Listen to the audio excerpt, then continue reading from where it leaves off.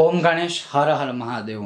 17 अक्टूबर को जैसे गोवत्स द्वादशी है, व्रत के अनुसार उसको वत्स बारस, वसु बारस, वाघ बारस सब कुछ कहते हैं, लेकिन शायद हो सकता है कि उसको निराजन द्वादशी भी कहते हैं। आरती करने के लिए, निरांजन करने के जो सबसे उत्तम पूरे वर्ष की एकमात्र तिथि मानी गई है वो है यह निराजन द्वादशी।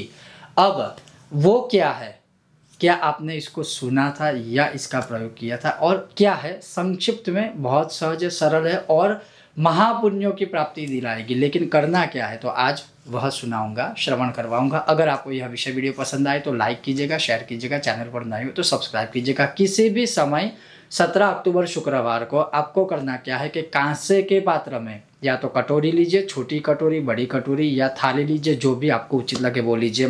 कांसे का पात्र ले करके प्रातः काल अगर किया जाए तो सबसे उत्तम बोला गया है, ताकि दिन की शुरुआत ही वही से हो।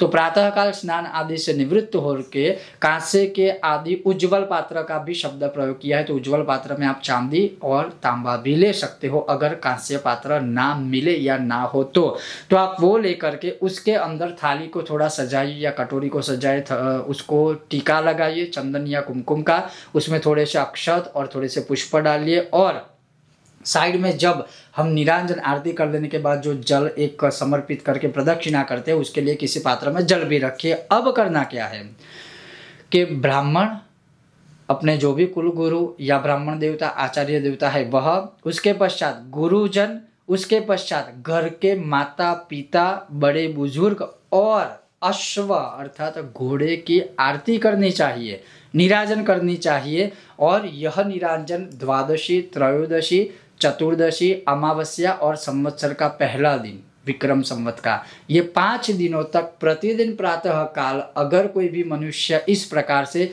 इनमें से कोई भी हो, मैं कहता हूँ चलो ठीक है आपके गुरु कोई नहीं है, माता पिता तो घर में होंगे ही होंगे, आपके आचार्य, आपके कुल गुरु, आपने जिनको गुरु माना हो, या घोड़ा, यहाँ पर जो लिखा है ब्राह्मण है या जो बड़े बुजुर्ग है घर में, उनकी सिर्फ आरती करनी। अब आरती करते समय क्या बोलना है, ये भी तो एक प्रश्न होगा ना। तो आरती करते समय आप सिर्फ कर्पूर गौरम भी बोलेंगे तो भी चलेगा, कर्पूर गौरम से भी आप आरती कीजिएगा, क्योंकि यह द्वादशी में वो आपके लिए भगवान से भी कम नहीं है।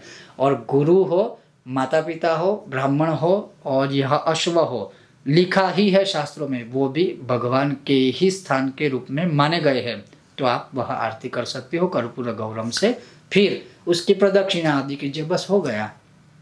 2-5 मिनट का काम है, इसीलिए इसको निरांजन द्वादशी कहते हैं। और पूरे वर्ष की किसी भी द्वादशी को निरांजन द्वादशी नहीं कहते हैं। भविष्योत्तर में इसमें कहा गया है कि ऐसा करने से मनुष्य महान अक्षय फल को प्राप्त करेगा।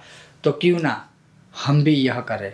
बहुत जल्द मिलते हैं नए विषय वीडियो के साथ, तब तक आप देखते रहिए कर्मकांड में आनंद पाठक मेरे साथ। ओम गणेश हर हर महादेव।